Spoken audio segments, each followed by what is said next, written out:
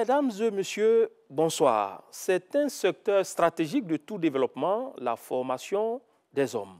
Vous le savez, il n'y a de richesse que d'hommes. L'enseignement supérieur, un baromètre de la qualité des ressources humaines, est aujourd'hui à la croisée des chemins. Et il compte emprunter le bon chemin avec une marge d'erreur nulle et des frottements négligeables. Quels sont alors les acquis, les défis et les perspectives de l'enseignement supérieur en Côte d'Ivoire? RTI 1 reçoit le premier responsable, le ministre de l'Enseignement supérieur et de la Recherche scientifique, Adama Diawara. Bonsoir, monsieur le ministre. Bonsoir. Pour l'exercice sur ce plateau également, Générosa Quadio, elle est journaliste au quotidien d'Abidjan. Bonsoir. Bonsoir. Et comme le prévoit le format de cette émission, vous pourrez utiliser le code QR qui s'affiche à l'écran. Monsieur le ministre, que se passe-t-il à l'université Félix Houphouët-Boigny de Cocody? En une semaine, on a enregistré une noyade, une pendaison en ce début d'année. Tout d'abord, je tiens à préciser que c'est avec beaucoup de tristesse que j'ai appris les deux nouvelles, dans la mesure où non seulement effectivement je suis le ministre de tutelle, mais il faut dire que les deux étudiants sont mes étudiants au sens strict du terme, dans la mesure où le premier est à l'UFR mathématiques informatiques et le second est à l'UFR sciences des structures de la matière et de technologie, c'est-à-dire physique-chimie, deux UFR où moi-même j'enseigne. Donc, vous voyez que ce sont des étudiants que je connais assez bien. Donc, avec beaucoup de tristesse que j'ai appris les deux terribles nouvelles. Et ensuite, je dirais que je m'incline sur les deux dépouilles. Et j'adresse mes condoléances les plus attristées à leur famille biologique et également à l'ensemble des étudiants et même, je dirais, à l'ensemble des acteurs du système universitaire et voire même à l'ensemble des acteurs du système éducatif. Une enquête est en cours. Nous allons attendre les résultats de l'enquête. Je signale d'ailleurs que ce matin, une autopsie devrait être effectuée sur les deux corps. Donc nous attendons les résultats de l'autopsie et les résultats de l'enquête de façon générale. Cela ne traduit-il pas un quelconque malaise au niveau de l'enseignement supérieur, au niveau de l'université d'Abidjan, Cocody? Je ne dirais pas. Comme je l'ai dit, nous allons attendre simplement les résultats des enquêtes avant de nous prononcer. Mais ce qui est certain, c'est que nous allons prendre les dispositions les plus idoines pour que ce genre de circonstances malheureuses n'arrivent plus jamais sur nos campus. Diane Rosa? Monsieur le ministre, est-ce que cela ne pose pas un problème de sécurité? Et si ça pose un problème de sécurité, qu'est-ce que vous comptez faire pour pallier ce genre de situation? Bon, comme je l'ai dit, honnêtement, moi j'attends les résultats de l'enquête avant de me prononcer. Mais cela dit, pour ce qui concerne la sécurité, je signale que nous avons une police universitaire sur l'espace de l'université Félix Houphouët-Boigny. Nous allons nous rapprocher des responsables de cette police universitaire pour faire en sorte qu'elle soit encore plus vigilante, tout simplement. Alors, vous avez fixé pour cette année universitaire une rentrée universitaire unique le 3 octobre. Est-ce qu'aujourd'hui, on peut dire que cette date a été globalement respectée? Effectivement, cette date a été globalement respectée. Je dirais qu'au départ, d'ailleurs, cette date a été respectée pratiquement par toutes les structures d'enseignement supérieur, publiques comme privées. C'est vrai qu'en toute honnêteté, il y a quelques UFR où, à certains niveaux, pas l'ensemble des niveaux, à certains niveaux d'études, pour des questions liées à des retards sur l'année académique précédente, bon, il y a eu un peu de retard à l'allumage, mais cela dit, après, tout est rentré dans l'ordre. Aujourd'hui, je pense que les choses se déroulent de façon normale. Et je suis persuadé que pour la rentrée prochaine, 2023-2024, nous commencerons tous à la même date. Quand je dis tous, c'est-à-dire toutes les universités et grandes écoles publiques comme privées, et au niveau des universités publiques, toutes les UFR et à l'intérieur de chaque UFR, tous les niveaux. Et la date est déjà connue? Ce sera en octobre. Nous allons aviser. En octobre, dans le mois d'octobre. D'accord. Moi, ma question est de savoir pourquoi est-ce que vous avez opté pour une entrée unique pour cette rentrée-là?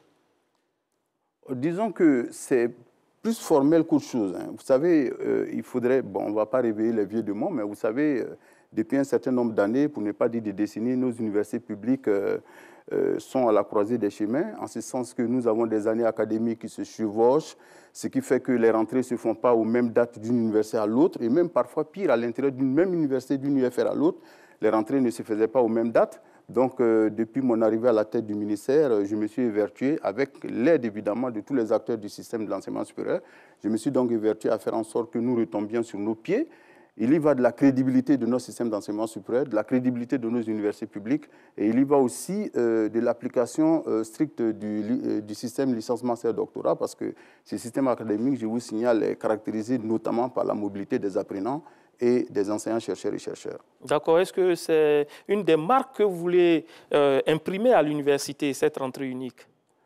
Bon, je ne dirais pas cela, parce que c'est un retour à la normale, en fait. On était dans une situation anormale, donc elle a perduré quand même. Elle a perduré, effectivement, Dieu merci, avec la compréhension des uns et des autres, avec l'aide de tous les partenaires, de tous mes collaborateurs. Nous avons réussi à faire en sorte qu'il y ait cette rentrée unique et nous allons la maintenir, parce que c'est ce qui est normal. Le fait qu'il n'y ait pas une rentrée unique, que les rentrées se fassent à multiples vitesses, c'est ce qui est anormal plutôt. Donc c'est un juste retour, j'aurais dit, à la normalité. D'accord. Le programme de décentralisation des universités, PDU, traduit la volonté du gouvernement d'accélérer les investissements en milieu universitaire. Des réalisations qui concernent aussi bien les infrastructures d'enseignement que les œuvres sociales, cités et restaurants universitaires. C'est l'essence de cet élément que propose Ahmed Traoré. Le nombre d'étudiants qui sollicitent les établissements publics pour faire les études supérieures croît de plus en plus. Aujourd'hui, sur un effectif global d'environ 250 à 300 000 étudiants, les établissements supérieurs reçoivent chaque année en moyenne 80 à 100 000 nouveaux bacheliers. Près de la moitié de cet effectif est orienté vers le secteur privé.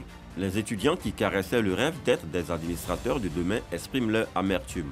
Il y a beaucoup d'évolutions, il y a beaucoup de progrès, mais quand même il y a des défaillances et des difficultés qu'on rencontre. Voilà, au niveau des amphithéâtres par exemple, il y a des manques criards de tables.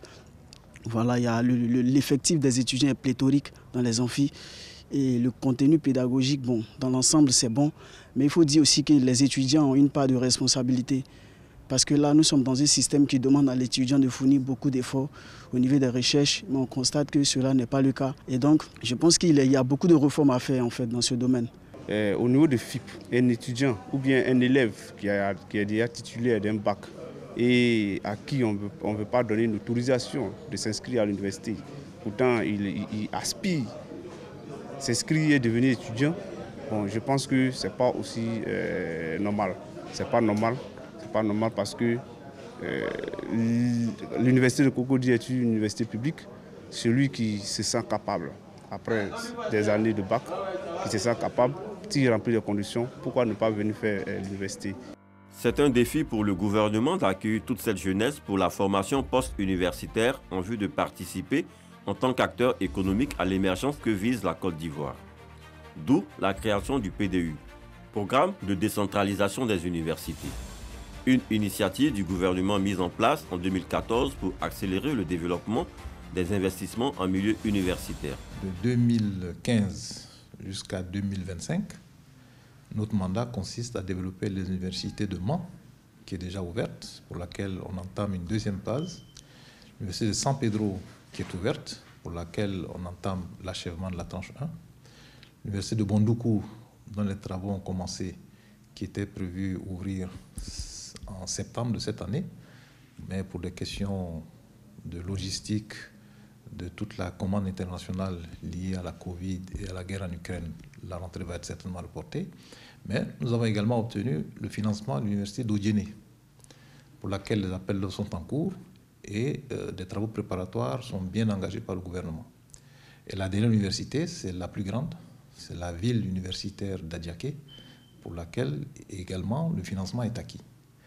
Et pour ce financement, nous avons obtenu en additif à la construction de cette ville universitaire d'attribuer des fonds à la réalisation d'infrastructures résidentielles pour les étudiants. C'est ainsi que dans le cadre de ce programme de l'Université d'Adiaké, le volet 1 consistera à doter les campus de Cocody, Abobo, Adjamé et Boaké d'environ 4 000 à 4 500 lits d'étudiants. Donc ça, c'est les 8 nouvelles universités qui sont prévues dans notre programme, 5 étant financées et en cours. Les 3 autres sont Dabou, Daoukro et Abengourou. Partant, le PDU vise à réaliser les infrastructures universitaires. À ce titre, il est chargé d'exécuter les budgets alloués au programme, d'assurer le suivi de la réalisation des infrastructures des universités publiques et de la mise en place de leur équipement. mais aussi la création d'un cadre approprié qui s'est traduit par une qualité des conditions de vie et de travail des enseignants et étudiants. Voilà, Monsieur le ministre, l'État de Côte d'Ivoire a beaucoup investi dans les établissements supérieurs, dans les universités. Aujourd'hui, on en compte exactement combien et à quel niveau se situe l'effort consenti par l'État? Très bonne question. Lorsque le président de la République, son Excellence M. Alassane Ouattara, arrive au pouvoir en 2011, nous avions exactement 3 universités. L'université de Cocody, l'université d'Abouba Djamé et l'université de Bouaké.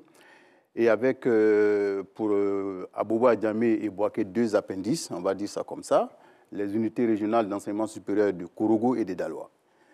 Et depuis l'arrivée du président Ouattara au pouvoir, beaucoup d'efforts ont été faits par l'État en termes d'investissement. Ça a été dit tout à l'heure par le coordonnateur du programme de décentralisation des universités. Donc aujourd'hui, ce qui se passe, c'est que les 2 URES de Daloa et Korogo ont été transformés en universités pleines. Attention, quand on dit transformer en université pleine, il ne s'agit pas simplement de prendre un décret pour dire qu'on a créé une université. Et concrètement, c'est là. Concrètement, il y a eu beaucoup de travaux d'extension derrière, avec construction d'amphithéâtres, de bâtiments de travaux dirigés, de bâtiments de travaux pratiques, de bureaux d'enseignants, d'acquisition d'équipements, etc. Et même d'œuvres universitaires, c'est-à-dire des résidences universitaires avec restos universitaires. Donc, beaucoup d'investissements derrière. Alors donc, on se retrouve avec 2 universités au départ, Daloa et Korogo, qui sont devenues d'ailleurs ce qu'on appelle aujourd'hui l'université Jean-Louis Guédé pour Daloa et l'université Pléfrogon Coulibaly pour Korogo. Et par la suite, il y a eu en 2017 l'ouverture de l'université de Mans. Et en 2017 également, il y a eu l'université virtuelle de Côte d'Ivoire, parce que souvent, on a tendance à oublier cette université. Nous y reviendrons. C'est une université en belle et due forme. Donc ensuite, il y a eu en 2017, comme je l'ai dit, l'ouverture de ces 2 universités, l'université de Mans et l'université virtuelle de Côte d'Ivoire. Et par la suite, en octobre 2021, nous avons procédé à l'ouverture de l'université de San Pedro. Comme ça a été dit tout à l'heure par le coordonnateur du programme de décentralisation des universités, c'est vrai que la phase 1 de cette université n'était pas totalement achevée lorsque nous avons pris possession des infrastructures qui étaient déjà réalisées. Et on a procédé donc à l'ouverture de l'université avec la première cohorte de bacheliers. Aujourd'hui, on en est à la 2e cohorte. Et par la suite, il y a l'université de Bondougou qui est en construction. Comme ça a été dit tout à l'heure, cette université devrait ouvrir ses portes en octobre 2022. Mais pour des raisons qu'on pourrait évoquer si cela vous intéresse, nous sommes amenés à ouvrir cette université plutôt en octobre 2023. Et la date est sûre? Oui, nous allons faire le maximum pour que cette date soit respectée. Nous avons effectué récemment une visite de chantier, nous avons eu une réunion technique avec tous les acteurs, notamment l'entreprise chinoise qui est en charge de la construction de l'université, le BNET qui est le maître d'œuvre de l'État, le PDU, notre maître d'ouvrage délégué, tout comme le ministère lui-même. Et il y a un certain nombre de choses qui doivent être remplies pour que la date soit tenue, pour que les délais soient tenus. Et croyez-moi, j'ai adressé une note à ma hiérarchie et j'ai bon espoir que tout va rentrer dans l'ordre de telle sorte que cette université puisse ouvrir effectivement ses portes en octobre 2023. Donc, ce qui fait qu'aujourd'hui, on a 8 universités, plus Bondougou qui est en construction. Donc, quand Bondougou va ouvrir en octobre 2023, on en sera à 9. Donc, actuellement, il y a exactement 8 universités qui sont ouvertes. 3 au moment où le président Ouattara arrive au pouvoir, plus 5 autres. Et les 5 autres ont coûté combien à l'État de Côte d'Ivoire?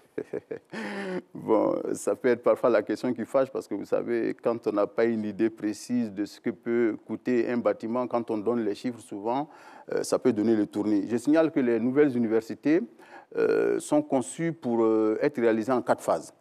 Une première phase pour 3 000 étudiants, une deuxième phase pour 7 000 étudiants, une troisième phase pour 15 000 et une quatrième phase pour 20 000. C'est évolutif. Alors, c'est évolutif, exactement. Pour le moment, les premières phases, que ce soit Mans, que ce soit San Pedro, Bondougou, les premières phases pour 3 000 étudiants, en moyenne, c'est 85 milliards, hors taxes, hors douane, en moyenne. Par exemple, Bondougou, actuellement, on est à 84 milliards. 67 milliards de la part de la Banque islamique de développement et 17 milliards apport étatique. Voilà. D'accord, Génosa? Monsieur le ministre, on constate que l'État met beaucoup de moyens pour qu'on ait beaucoup d'universités, pour absorber vraiment l'effectif des étudiants et tout. Mais on constate aussi que nos universités, en tout cas pour celles qui existent, manquent de matériel didactique, manquent d'équipement. Est-ce que ce n'est pas préférable d'équiper d'abord ces universités qui existent avant d'en construire d'autres? Très bonne remarque. Très bonne remarque. Je peux vous signaler que, vraiment, je peux vous le dire en toute sincérité, paix à son âme, l'ancien Premier ministre Amadou Gon, à un moment donné, effectivement, je me rappelle très bien, à l'époque, j'étais encore conseiller du chef de l'État en charge du secteur éducation-formation. C'est un débat que j'ai eu avec lui. Effectivement, il était question de faire exactement ce que vous avez dit. Mais n'empêche, les promesses électorales du chef de l'État, nous allons les tenir. Ne vous en faites pas, nous allons les tenir. Nous sommes obligés d'affronter tous les chantiers en même temps. Mais cela dit, parfois, il y a un peu d'exagération dans ce qu'on dit. Vous voyez, les universités actuelles, moi je prends par exemple les universités qui existaient au moment où le président Ouattara arrive au pouvoir, à savoir Cocody, Abobo, Djamé, Bouaké et même les deux URES d'Aloua et Korogo. Lorsque le premier programme de réhabilitation et de rééquipement a été lancé, je peux vous dire que d'ailleurs ce projet, bon, on pourra en parler si vous voulez, parce que quand on donne le montant, comme les gens généralement ils ne connaissent pas les périmètres qui sont couverts par le financement, ils ont tendance à crier au scandale, alors que vraiment loin de là, au contraire même, on pourrait penser que vu tout ce qui a été fait, le montant est tout à fait normal. En 2015 par exemple, je faisais le point, j'étais à 139 milliards 483 millions. Exactement. Et là, là-dedans, il y a beaucoup de choses. Hein. Attention, il n'y a pas que la réhabilitation, le rééquipement, il y a plein d'autres choses qui ont été financées là-dedans. Alors, cela dit, pour revenir donc à votre question, je dis qu'il y a un peu d'exagération parce que si vous regardez les universités donc, qui ont été réhabilitées à l'époque 2011 jusqu'à 2012, parce que nous avons procédé à l'ouverture de ces universités après travaux en septembre 2012, mais ces universités ont été équipées, énormément équipées. J'ai l'habitude, là, si j'avais un PowerPoint, si c'était l'occasion, je vous l'aurais montré. J'ai l'habitude de montrer, par exemple, l'atelier de génie mécanique de l'UFR SSMT de l'Université Félix-Houphouët-Boigny. Je prends cet exemple, justement, à titre indicatif. Cet atelier de génie mécanique a été équipé à hauteur de 1 milliard de francs CFA. Les équipements. Et la matière de ce qu'on appelle les consommables, pour 400 millions. Ça fait 1 milliard 400 millions. Je peux vous assurer que d'ailleurs, lorsque moi j'étais conseiller du président de la République, lorsque le premier projet de réhabilitation des universités existantes a été élaboré, je me rappelle très bien, on avait mis pour les équipements à peu près 8 milliards. Et il y a eu une réunion avec les chefs de l'État, au cours de laquelle j'ai dit que les 8 milliards n'étaient pas suffisants. Et sur le champ, les chefs de l'État m'ont demandé combien est-ce qu'il faut ajouter pour qu'on puisse équiper totalement les salles de travaux pratiques des universités. J'ai demandé 4 milliards. Je peux vous assurer que les chefs de l'État ont donné son OK tout de suite. Alors, donc, pour vous dire que vous pouvez aller dans ces universités-là, d'ailleurs, je crois qu'un jour, on fera une émission sur les équipements de ces universités. Vous allez à Cocody, par exemple, vous verrez. C'est suffisamment équipé les salles de TP. Je prends par exemple le cas de Korogo qui est assez symptomatique à la matière.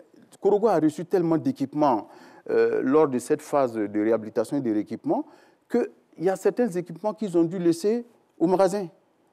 Ce qui fait que par la suite, dans ce qu'on appelait le programme d'investissement 2017, nous avons été obligés de demander la construction d'un bâtiment de TP pour pouvoir déployer dans les salles de TP les équipements qui sont restés au magasin. Donc, ce n'est pas tout à fait vrai. C'est vrai qu'il y a quelques labos qui sont restés non équipés. Et actuellement, justement, à la faveur du programme d'investissement 2017 et le programme d'investissement 2021 qui est en cours d'élaboration, nous allons faire en sorte que toutes ces salles de TP qui sont restées soient équipées. Et au passage, d'ailleurs, nous avons également reçu un financement du CDD avec la France qui nous permet d'équiper un certain nombre de salles de TP. D'accord. Donc, on dira qu'il y a beaucoup qui a été fait et il y a encore qui reste à faire. Exactement. D'accord, dans ces infrastructures, il y a aussi les œuvres sociales, les restaurants universitaires, les dortoirs, les cités universitaires. Qu'est-ce qui est fait pour accompagner le gros œuvre, si on peut le dire comme ça?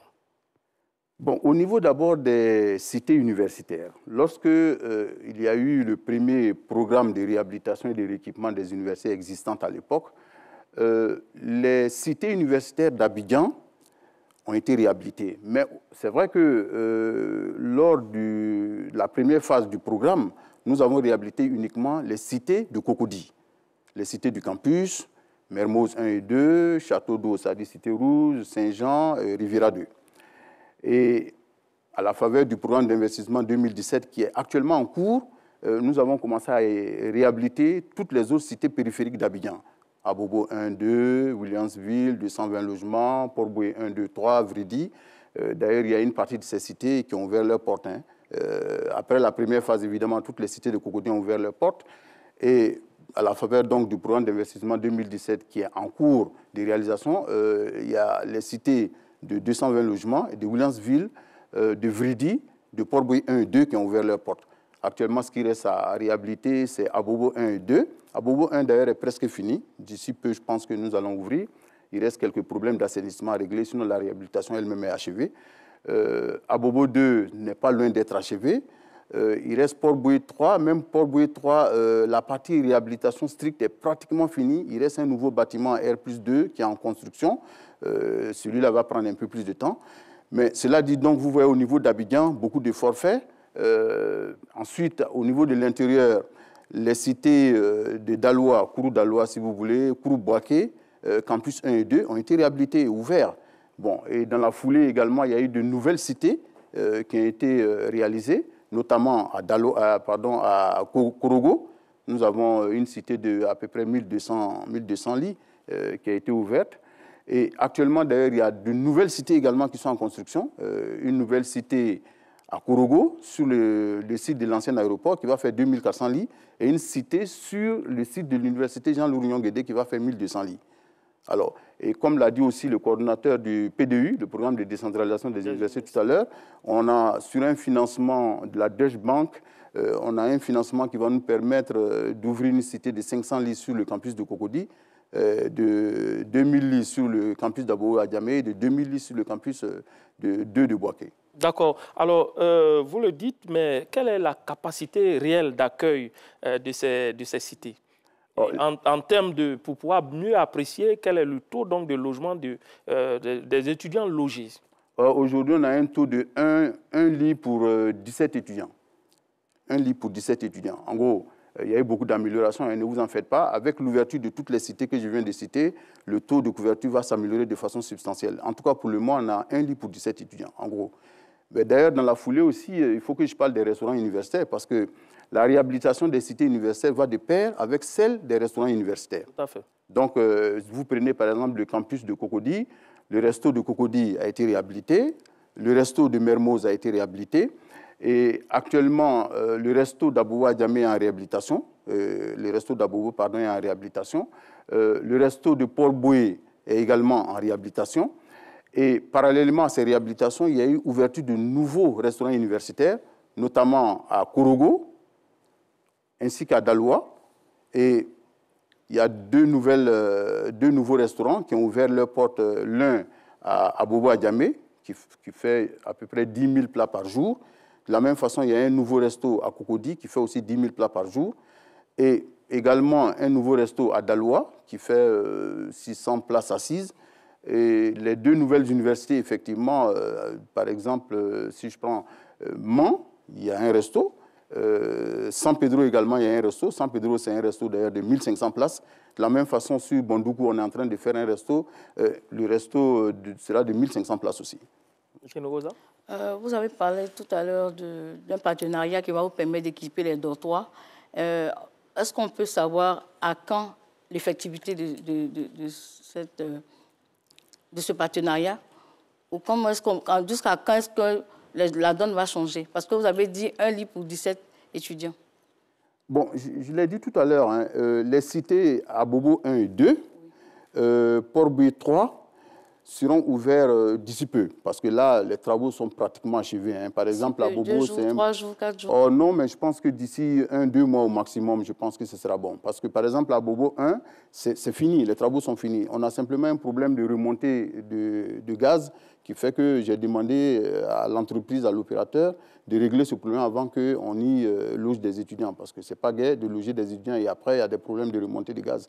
Bon, donc, sinon, les travaux sont achevés. De la même façon, je l'ai dit, Port-Bouilly 3, c'est pratiquement fini, à part un nouveau bâtiment qui est en construction. Donc, on prendra possession de la cité. Et également, les cités de Daloa et Korogo, les nouvelles cités de Daloa et Korogo, comme je l'ai dit, Daloa 1200 lits, Korogo 2400 lits, les travaux sont assez avancés. Ça va prendre un peu de temps, mais c'est assez avancé. Mais cela dit, même sur Abidjan, quand on va finir d'ouvrir toutes les cités périphériques, le taux de couverture va s'améliorer de façon substantielle, hein, parce que je signale que quand on prend Abidjan, uniquement Abidjan, pour donner un exemple, à l'époque, on était à 1 lit pour 26 étudiants, sur Abidjan. Hein, sur Abidjan. Et avec l'ouverture des cités périphériques, on va carrément doubler le taux de couverture. On va passer à 1 lit pour 13 étudiants. Donc, d'ici peu, Abidjan, ça va s'améliorer de façon substantielle. D'accord. En attendant, qu'est-ce que vous faites pour les étudiants qui continuent de squatter les... Bon, on a commencé à les loger, pour tout vous dire. Et là également, les chiffres sont précis. Hein. Sur Cocody, ils sont 300. Ils sont 300. Et sur Abou Adjamé, ils sont 113. Dans le cas d'Abou Adjamé, sur les 113, je signale qu'il y a 103 qui ont été logés à la cité de Williamsville. Il nous reste 10 à loger. Et au niveau de Cocody, c'est vrai que sur les 300, on n'a logé que 20. Le reste, ils seront logés. Les 20 ont été logés à Port-Boué 1 et 2. Hein. Tout le reste, ils seront logés à la faveur du processus de réadmission dans les cités universitaires de Cocody. Chers téléspectateurs, vous pouvez, en plus du code QR, nous joindre au 225 0225 07, l'indicatif de la Côte d'Ivoire, donc 0225 07 02 01 62 82, où Régis Kofi pourra enregistrer vos préoccupations. Monsieur le ministre, on l'a vu, il y a beaucoup d'efforts qui sont faits, 8 universités, mais la capacité d'absorption des étudiants, des nouveaux étudiants, selon les chiffres, reste faible. Je vais donner un exemple. Pour la rentrée dernière, sur 98 446 bacheliers, seulement 21 000 ont été orientés dans ces établissements-là. Alors, comment pouvez-vous arriver à gérer ce gap? Bon, je pense que là aussi, il faut que les choses soient claires, hein, parce qu'on entend souvent dire pas mal de choses, mais il faut qu'on clarifie les choses. Pas plus tard qu'hier, je demandais aux différents présidents d'université de m'envoyer les capacités d'accueil des différentes universités. Je prends 2 exemples. Prenons Cocody. Quand on prend Cocody, quand on fait le rapport entre le nombre d'étudiants, Cocody c'est 60 188 étudiants précisément, et si on divise par le nombre de places assises, on trouve un facteur de 2,8, ce qui est énorme. Et en réalité, même, c'est pire que ça, parce qu'en réalité, le calcul a été fait en supposant que sur les salles de TP, ce qu'on appelle les salles de travaux pratiques, on avait pour chaque poste 4 étudiants, ce qui n'est pas normal d'ailleurs. En principe, c'est 2. Ce n'est pas un bon ratio. Non, ce n'est pas un bon ratio, c'est 2. Mais soit dit en passant, même si on prend ce ratio qui n'est déjà pas bon, on se retrouve avec un facteur de 2,8. À la limite, un facteur de 2, on pourrait accepter en se disant que c'est comme une espèce de double vacation. Bon, certains le matin, d'autres le soir. Mais en réalité, c'est plus complexe que ça. Hein. Au niveau universitaire, ce n'est pas comme dans les lycées et collèges. Mais cela dit, un ratio jusqu'à 2, on peut comprendre. Mais 2,8, c'est déjà un problème. Et si on prend Boaké, c'est encore pire. Là, pour 24 000 étudiants, on a un ratio de 3,8, ce qui n'est pas bon du tout. Alors, vous voyez, ce qui fait que, bon, on a donc une insuffisance des structures, des infrastructures, doublée avec une insuffisance d'enseignants, du moins dans certaines spécialités, parce qu'on aura l'occasion de revenir là-dessus. Donc, l'un mis dans l'autre, on ne peut pas faire n'importe quoi. On est obligé de tenir compte de la capacité d'accueil et d'encadrement des universités avant d'y orienter des bacheliers. Alors, si je prends le cas de cette année, par exemple, effectivement, lorsque nous avons demandé les capacités d'accueil en première année, attention, quand on parle de capacités d'accueil en première année, on est obligé de tenir compte de ceux qui sont déjà redoublants, hein, ou ceux qui sont parfois en formation continue, qui viennent se superposer à ceux qui sont en formation initiale. Ce qui fait que c'est le restant qui correspond à la capacité d'absorption des nouveaux bacheliers. Alors donc, quand on a demandé la capacité d'accueil des nouveaux bacheliers des différentes universités publiques, on s'est retrouvé avec un chiffre de 19 000. Alors, moi-même, j'ai demandé aux responsables de l'orientation d'augmenter ça de 10%, sauf dans les cas de figure où on a des problèmes de contraintes liés au poste de TP. Là, on ne peut pas faire n'importe quoi. Mais donc, en mettant les 10% de plus, on s'est retrouvé à 21 000. Sinon, en réalité, c'est 19 000. Ce n'est même pas 21 000. C'est parce qu'on a ajouté 10%, on s'est retrouvé à 21 000, en gros. Alors, mais figurez-vous que pour accéder à l'université, à une UFR donnée, à une filière donnée, si vous voulez, il y a des critères. J'aime prendre l'exemple de mathématiques informatiques, comme je pourrais prendre d'autres. Hein. Si vous prenez par exemple mathématiques informatiques en fonction de... C'est votre domaine. Mais je peux prendre philosophie, ce n'est pas mon domaine. Donc, si vous prenez par exemple mathématiques informatiques, en fonction du type de bac, il y a une note minimale en mathématiques qui est demandée, une note minimale en physique-chimie qui est demandée. Par exemple, si vous avez un bac D, on vous dira qu'il faut avoir au minimum 14 en mathématiques et 14 en physique-chimie. Bon, si c'est philo, quel que soit le type de bac, on va vous demander d'avoir au moins 12 en philo et au moins 10 en français. Alors, donc il y a des critères, parce que si vous ne faites pas cela, imaginez-vous quelqu'un qui a eu un bac D avec, par exemple, 9 en mathématiques. vous l'envoyez faire mathématiques, informatique, mais il ne s'en sortira jamais. Il ne s'en sortira jamais. Il va patiner dans le système, il va redoubler, il va aller en formation continue. C'est autant de pertes d'années étudiants, comme on le dit dans notre jargon. Donc, ça ne sert à rien. Alors, quand on a regardé la masse de bacheliers qui se sont inscrits sur la plateforme d'orientation du ministère, ceux qui remplissaient les critères d'accès aux différentes filières des universités, c'était 13 000. Pour 21 000 places, on n'avait que 13 000 bacheliers qui remplissaient les critères d'accès aux universités. Donc, on a été obligé de dégrader les conditions d'accès pour pouvoir récupérer le delta qui restait. Bon, mais là, même en comblant ce delta, on arrive à 21 000. Il n'est pas question d'aller au-delà parce qu'on a déjà forcé, comme je l'ai dit. Les 10%. Voilà, on a déjà forcé avec les 10%. Si on va plus loin, on va se retrouver avec des situations ubuesques où parfois vous donnez cours, l'amphi est plein, il y a des étudiants qui sont dans les travées. Ce n'est pas normal, on ne peut pas faire ça. Donc ça, ce n'est pas bon pour l'apprentissage. Et sans oublier que si vous mettez des gens qui sont loin des critères d'accès, c'est autant de difficultés sur le rendement interne après, c'est-à-dire sur le taux de réussite. Déjà qu'on a des taux de réussite qui sont très bas, peut-être qu'on aura l'occasion d'y revenir, alors il ne faut pas empirer la situation. Alors, est-ce que ce n'est pas ce qui a entraîné ce qu'on appelle dans le milieu universitaire le problème des cas, les étudiants qui sont frauduleusement inscrits dans les universités publiques? Comment vous allez résoudre ce problème ou bien comment vous résolvez ce problème? Ben, très bonne question. Je signale que lorsque j'arrive à la tête du ministère, pour vous donner une idée qui va vous paraître assez saugrenue, la commission d'orientation des nouveaux bacheliers oriente 12 000 bacheliers dans les universités publiques. Et les cas dont vous parlez, j'ai trouvé sur ma table 14 000 cas. Autant dire que les cas étaient plus nombreux que ceux qui ont été officiellement orientés dans les universités publiques par la commission d'orientation. Autant dire, j'aime le dire pour choquer un tout petit peu, autant dire que ceux qui rentrent par la fenêtre sont plus nombreux que ceux qui rentrent par la porte. Ça, ce n'est pas possible. Donc, depuis l'année dernière, j'ai été clair avec tout le monde. Tous les syndicats d'enseignants, d'étudiants et même le personnel des universités. J'ai dit, il n'y a plus de cas. Si votre enfant remplit les critères d'accès aux universités, que la commission d'orientation l'oriente dans une université publique, pas de problème. Mais si ce n'est pas le cas, ben, il ira dans le privé. C'est aussi simple que ça. Donc, nous avons mis un terme à cette valse, tout simplement. C'est vrai qu'il y a, mais en toute sincérité, on a laissé quand même une petite sortie, ça je le reconnais, c'est les enfants biologiques des enseignants, chercheurs et chercheurs. Mais de toute façon, ne vous en faites pas, c'est un chiffre qui est résiduel. Hein. Alors, ceux qui vont dans le privé, il y a quand même, ils ne sont pas bien lotis, ils sont obligés de payer la grande différence entre la subvention que vous accordez et le niveau élevé de leur scolarité. Mais là aussi, je pense qu'il y a beaucoup de désinformation de la part de certaines personnes. Non, vous savez, j'ai été clair dessus depuis que je suis arrivé à la tête de ce ministère. Je dis, la commission d'orientation vous affecte dans un établissement privé, une université ou une grande école privée.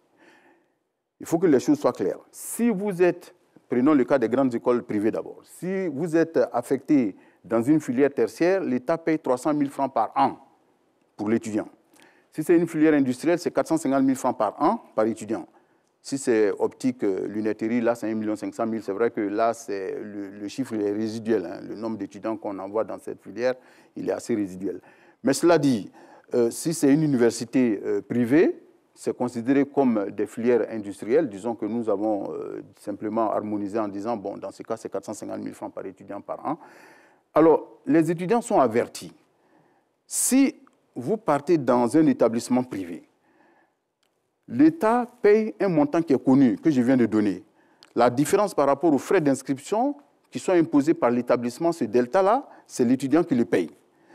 Alors, soit vous avez les moyens de payer, dans ce cas, vous restez dans l'établissement. Si vous n'en avez pas les moyens, vous changez d'établissement. Vous allez dans un établissement où le delta est nul ou bien le delta est supportable. Généralement, le delta n'est pas nul, il est souvent 2 fois plus. Mais justement, c'est pour ça qu'on leur laisse la latitude de changer d'établissement. Si vous trouvez que le delta n'est pas à votre portée, vous changez d'établissement. D'ailleurs, je signale que cette année, exceptionnellement, on a permis aux bacheliers eux-mêmes d'aller s'inscrire dans l'établissement de leur choix. En connaissance de cause, nous avons pris le soin de leur donner un certain nombre d'informations sur chacun des établissements. Il y a eu une évaluation, un classement des établissements privés. On a mis ce classement à leur disposition. On a mis les montants des frais d'inscription dans les différents établissements à leur disposition. On a mis le rendement interne, c'est-à-dire les taux de réussite, notamment au BTS, à leur disposition. Donc, chaque bachelier a choisi son établissement privé en connaissance de cause. Dans ce cas, si vous allez dans un établissement où le delta est élevé, personne ne vous y a envoyé. Dans ce cas, vous avez choisi en connaissance de cause. Oui, monsieur le ministre, tout à l'heure, vous avez parlé des conditions de recrutement des étudiants et tout. Mais qu'est-ce qui justifie, selon vous, ce nombre pléthorique d'étudiants dans nos amphis? Bon, il y a, premièrement, je l'ai dit tout à l'heure, il y a les redoublants. D'accord. Parce que les taux de réussite sont assez faibles. Hein. Les taux de réussite sont assez faibles. J'ai l'habitude de donner 2 exemples pour illustrer mes propos. L'année 2019-2020, l'UFR mathématiques informatiques, le taux de réussite était de 39,3%. Et d'ailleurs, j'aurais dit, on a maximisé, parce qu'en réalité, c'est les admis, c'est-à-dire ceux qui ont validé l'ensemble de leurs unités d'enseignement, et ceux qui ont validé au moins 80%, et donc qui sont autorisés, comme on dit. Bon, ça faisait 39,3%. Et si je prends le cas de l'UFR Sciences des structures de la matière et technologie, mon UFR à moi d'ailleurs, un chiffre qui donne le tournis, c'est que quand on prend 256 nouveaux bacheliers orientés dans cette UFR, il n'y a que 2 qui ont validé l'ensemble des unités d'enseignement, c'est-à-dire 0,78%. Ben évidemment, le taux s'est amélioré grâce à la réussite des redoublants. Bon, donc tout ça pour vous dire que vous avez un taux de réussite qui est parfois bas, qui fait que, bon, on a beaucoup de redoublants auxquels viennent s'ajouter la cohorte de nouveaux bacheliers. Ça, c'est de 1. Sans oublier qu'il y en a qui sont carrément en formation continue, c'est-à-dire qui ont doublé et qui n'ont pas pu, au bout de 2 ans, valider l'ensemble de leurs unités d'enseignement, donc qui vont en formation continue, ce qu'on appelle parfois aussi la FIP, c'est-à-dire la formation individuelle permanente. Bon, tout cela s'ajoute aux nouveaux bacheliers, vous voyez que ça fait du monde. Et parfois également, nous avons des contraintes. Moi, je prends par exemple mon UFR, à un moment donné, on avait tellement d'étudiants en première année, on avait fait 3 amphis. A, amphi B, amphi C. Mais l'insuffisance d'enseignants a fait que nous avons été obligés de revenir à 2 amphis parce que le pilotage de 3 amphis était très lourd. On a été obligé de venir à 2 amphis. Donc, du coup, c'est comme si vous prenez le trop-plein d'étudiants du 3e amphi, vous les envoyez dans les 2 autres amphis. Évidemment, ça fait du monde.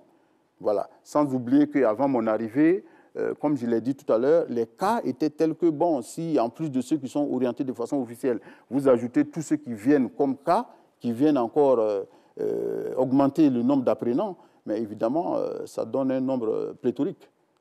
Alors, nous avons des réactions à travers le code QR. M. Traoré Diakalia qui dit quels sont les moyens de contrôle que le ministre a mis en place pour s'assurer que les ayants droit sont effectivement dans les chambres d'étudiants. Bon, ça c'est un problème qui est effectivement qui remonte à loin. Disons que je prends par exemple les cités de Cocody, ce qu'on appelle le cours Abidjan 1. Le sous-directeur de logement et son directeur lui-même, nous avons eu beaucoup de séances de travail. Et je crois que le processus de réadmission est en cours. Il y a des critères pour avoir accès aux chambres d'étudiants. J'ai été assez clair, il faut que ces critères-là soient respectés. Tous ceux qui ne respectent pas ces critères, ils sortent carrément des chambres. Justement, M. Kouma nous dit qu'il veut savoir, il va avoir une idée des conditions pour être logé. Bon, il y a un certain nombre de conditions. Il y a l'âge. Il y a un âge maximum à ne pas avoir, sinon vous ne serez pas logé. Il y a surtout le cursus. Ben, il faut être admis, ça c'est clair. Si vous n'êtes pas admis, évidemment, c'est la prime aux meilleurs étudiants. Donc, et ensuite, il y a un problème de quota, parce que, bien évidemment, le nombre d'étudiants étant strictement supérieur au nombre de chambres, on est obligé d'adopter des quotas. Bon, donc, si vous remplissez les critères d'âge, les critères du cursus scolaire, enfin académique, ensuite, bon, le quota va jouer. Mais les 2 choses, l'âge et puis les conditions de réussite scolaires sont déterminants. Les interventions sont nombreuses, nous sommes très suivis, Monsieur le ministre.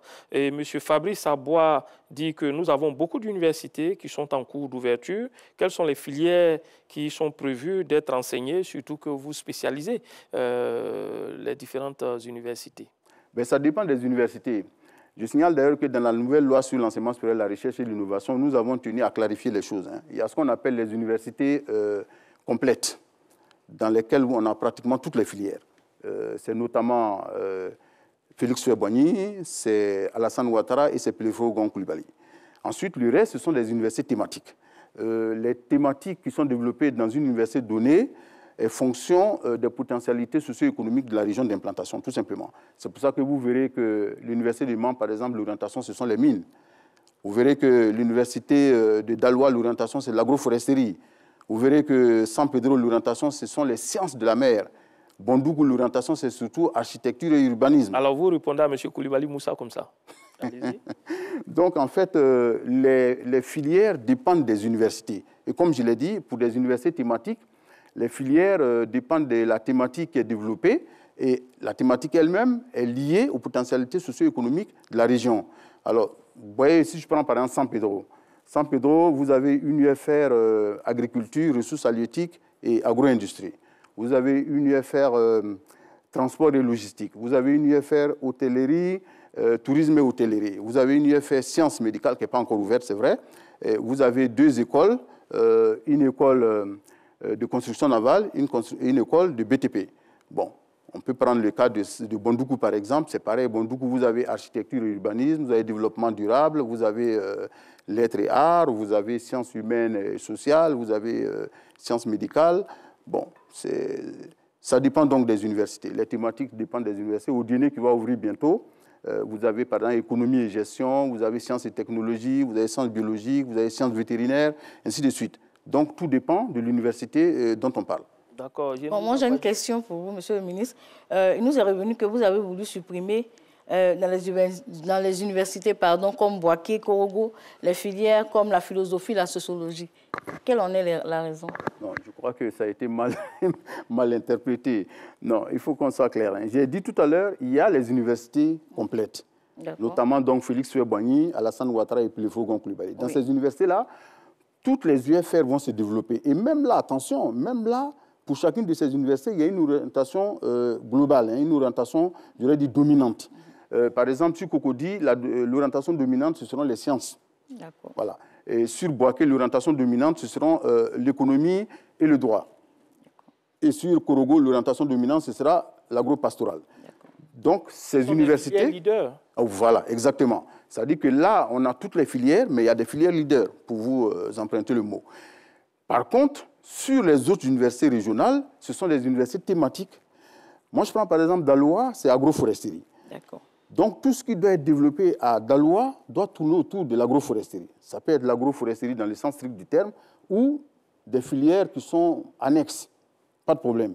Mais si on sort de là, bon, on n'est plus dans l'orientation stratégique qui a été définie au départ. Donc, j'ai voulu ramener les choses en leur état, en ce qu'ils devraient être. Elles devraient être du moins. C'est tout simplement ça. Donc, c'est une manière de dire que si j'ai une université thématique, je prends par exemple Bondougou, où j'ai dit, bon, la thématique centrale, ce sera architecture et urbanisme, avec développement durable et autres. Mais il n'est pas question d'aller développer philosophie là-bas. Voilà. Il n'en est pas question. D'ailleurs, le Premier ministre de temps en temps me dit comme ça, Monsieur le ministre, faites attention, ne dupliquez pas dans les autres universités ce qui ne marche déjà pas très bien dans les universités existantes. Parce que vous avez des filières pour lesquelles déjà, avec les universités existantes, on a des problèmes d'adéquation formation-emploi. Alors, si vous allez démultiplier ces filières-là dans les nouvelles universités, alors que dans les universités existantes déjà, on a des problèmes d'adéquation formation-emploi sur ces segments, ça veut dire que vous êtes sûr de fabriquer des chômeurs d'avance. D'accord. Donc, il y a toutes ces réalités aussi auxquelles il faille tenir compte. D'accord, Monsieur le ministre, il va falloir lui réexpliquer à grande échelle parce que vos propos ont été pervertis. Dans nos investigations, toutes les personnes qu'on a interrogées ont dit la même chose. Merci pour l'explication. Bon, Contrat de performance, système LMD en cours depuis l'année universitaire 2012-2013, adéquation, formation, emploi. Les défis sont nombreux et les réponses font partie de la nouvelle loi sur l'enseignement supérieur. Ahmed Traoré fait le tour de ces questions à travers ce reportage que je vous propose.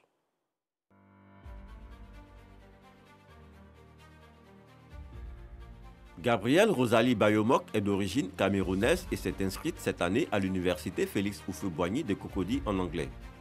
Elle est âgée de 22 ans et a pour ambition d'obtenir un diplôme en traduction.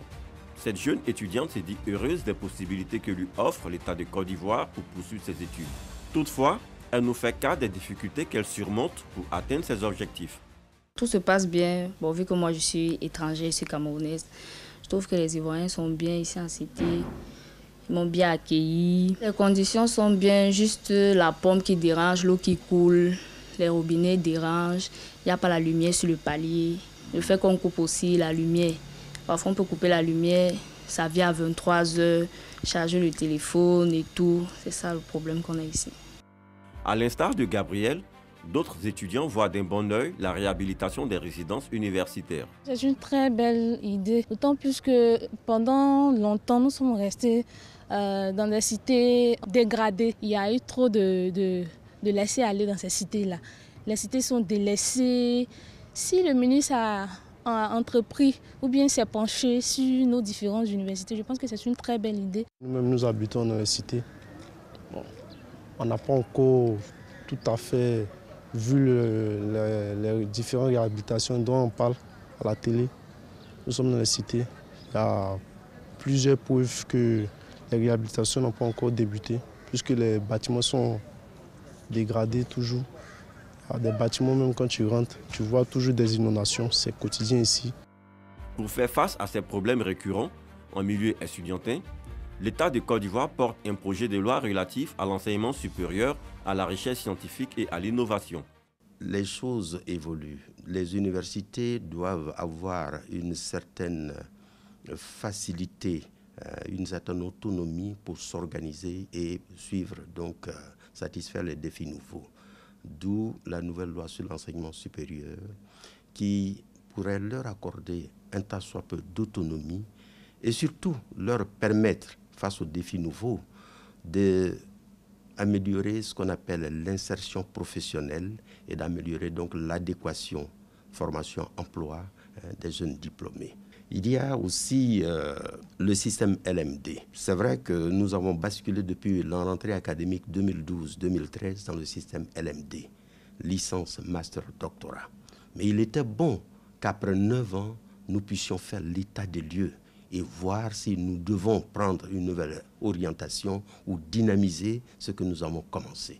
Eh bien, donc, des réformes que nous avons eu à mettre en œuvre, eh bien, intéressent justement la redynamisation du système LMD. Nous avons même fait une communication au Conseil des ministres là-dessus. Il y a enfin ce qu'on appelle les contrats de performance des universités que nous avons institués. Eh bien, les contrats de performance, eh bien, c'est pour améliorer. Elle part d'abord des plans d'orientation stratégique 2020-2024, et puis qui ont été financés par le C2D. Et puis aujourd'hui, la Banque mondiale est venue, c'est un emprunt de la Côte d'Ivoire, à l'effet de rendre ces universités plus performantes qu'elles ne le sont. En outre, une nouvelle catégorie d'établissements publics national a été créée. Cette catégorie, dénommée établissement public à caractère scientifique et technologique, veut jouer pleinement son rôle. Celui d'être le pilier dans la production de connaissances, de compétences et d'innovations au profit des besoins socio-économiques et globaux du pays. Alors, Monsieur le ministre, je vais exploiter la dernière intervention de cet élément pour parler de performance des universités ivoiriennes. Comment expliquer qu'aucune université de Côte d'Ivoire ne soit parmi les 300 premières universités dans le monde? D'abord, ce sont les 200. Effectivement, quand on prend le ranking, enfin le classement des universités africaines, notamment les 200 premières universités, on se rend compte que, avec beaucoup d'amertume, je regardais récemment le classement Unirank, parce qu'il y a différents types de classements. On retrouve dans les 5 premières places que des universités sud-africaines, avec celle de Cape Town en premier. Et après, on retrouve des universités égyptiennes et autres. Et figurez-vous, il y a l'université Kwame Nkrumah du Ghana qui se positionne en 13e position. Et au niveau de l'Afrique francophone subsaharienne, l'université Cheikh Anta Diop de Dakar qui se positionne en 29e position. Et jusqu'aux 200 premières universités, on ne trouve aucune université ivoirienne, sauf l'INPHB de Yamoussoukro, qui est 150e. D'ailleurs, ça a évolué, ça a évolué, c'était 197. Oui. Donc, ça comment capitaliser cet acquis? Bon, comment capitaliser? Il faut d'abord faire en sorte que ce fleuron que constitue l'INPHB fasse tache d'huile, soit la locomotive de notre système, tire le reste vers le haut.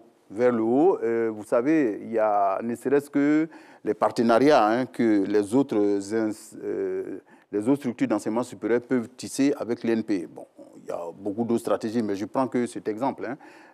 Ici, nous avons par exemple les classes préparatoires qui vont ouvrir à l'université Félix-Houphouët-Boigny, tout comme celles qui existent déjà à l'université de Mans et à l'université de San Pedro, qui peuvent bénéficier de l'apport, de l'expérience, de la longue expérience de l'INPHB en matière de classes préparatoires. Ne serait-ce que cet exemple. Donc, évidemment, nous allons capitaliser là-dessus. L'INPHB a un certain nombre d'atouts que le reste de notre dispositif, de notre écosystème, doit pouvoir profiter. Il y a quand même un paradoxe, monsieur le ministre. Les universités ne sont pas bien classées, les enseignants sont très bien classés au niveau, par exemple, des concours du CAMES. Comment est-ce que vous expliquez cela? C'est un problème d'indicateur. Simplement, il faut voir quels sont les indicateurs sur lesquels ces classements-là sont faits. Tout part de là. Vous avez d'ailleurs deux types de classements. Il y a les classements de réputation, qui sont liés notamment à la perception que les employeurs ont de la performance des diplômés issus de vos structures d'enseignement supérieur, tout comme de l'impression que les étudiants eux-mêmes ils ont de vos structures d'encadrement. Ensuite, vous avez les classements de performance qui sont liés aux résultats scientifiques obtenus par les structures. Mais l'un mis dans l'autre, il y a un certain nombre de critères à partir desquels les classements se font. Alors, c'est là que ça se joue. Bon, comme je l'ai dit, quelle est la réputation académique de la structure? Bon, quelle est la valeur des diplômes délivrés par la structure?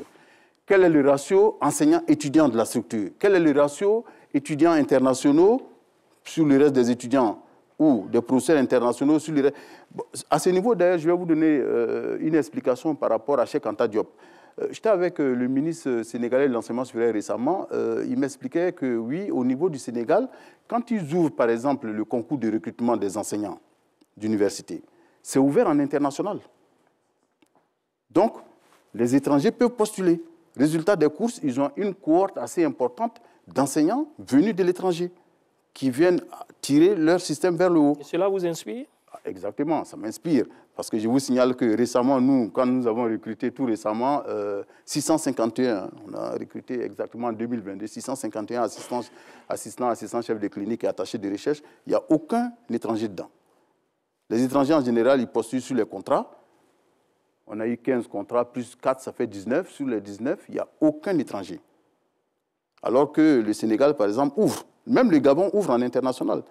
Donc, tout à l'heure, quand je parlais des critères de classement, tout ça joue. Entre autres, il y a qualité aussi des travaux de recherche qui sont menés dans les universités, la quantité et la qualité, exactement, les études qui sont, mises sur la plateforme de l'université. Il y a combien de personnes qui viennent les regarder. Il y a donc un certain nombre de critères à partir desquels les classements sont faits. Donc c'est à ce niveau qu'on pêche. Et d'ailleurs, je signale que le secrétaire général du FONSTI, le Fonds pour la science, la technologie et l'innovation, je lui ai demandé de mettre en place une équipe qui va suivre de très près ces indicateurs-là.